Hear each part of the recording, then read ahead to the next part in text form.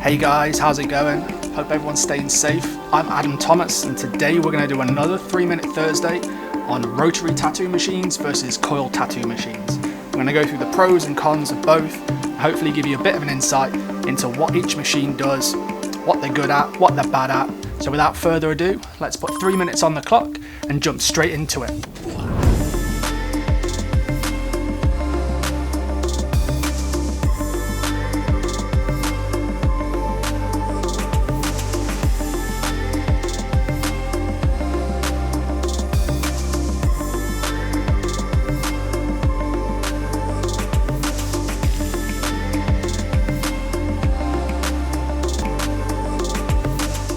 So, first things first, let's talk about coil tattoo machines.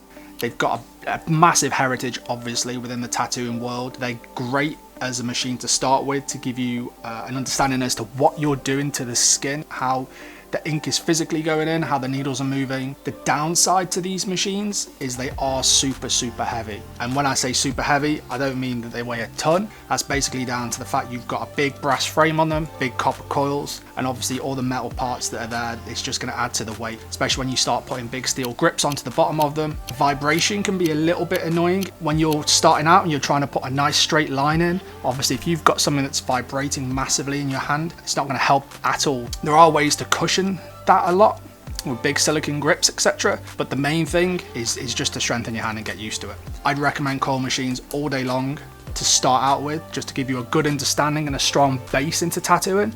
But yeah, as I say, the downside to these is they are heavy and they do vibrate a lot. So the other machines we've got are the rotary tattoo machines. Now these are a fairly new introduction to the tattooing world.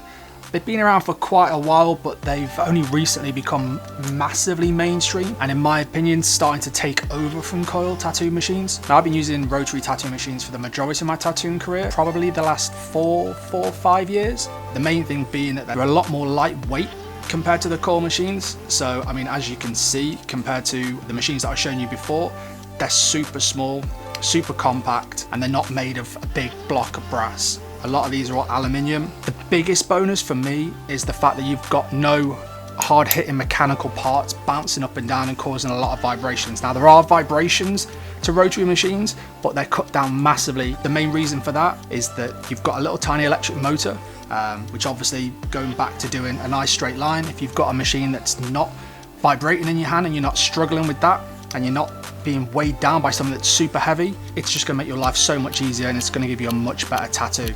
Like I say, these are what I use on a day-to-day basis. 2 machines which you saw in a previous video that I use literally day-to-day. My Bishop Wand, my Bishop Phantom. I'm going to leave links below to all of these machines so you can go and check them out. The downside to the rotaries is they are a lot more expensive. Compared to the coils, you are looking almost double the price for a rotary. I would honestly say to start with a coil, just because it gives you a good understanding of the fundamentals of how a tattoo machine works, a visualization as to what the machine's doing. That way you're not going to churn up the skin, you're not going to overwork, and you should end up with a much better tattoo, and it's going to give your client a much better time having the tattoo. But moving forward, rotaries, they do make your life better. They are a lot more consistent, and for the sort of work that I do, they work an absolute treat.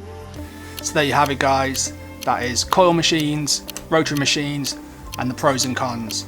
Now I am going to go into a bit more detail about how coil machines work, all the different parts, and rotary machines and the inner workings of those. Make sure to smash the like button, subscribe to my channel so you can stay up to date with all my new videos.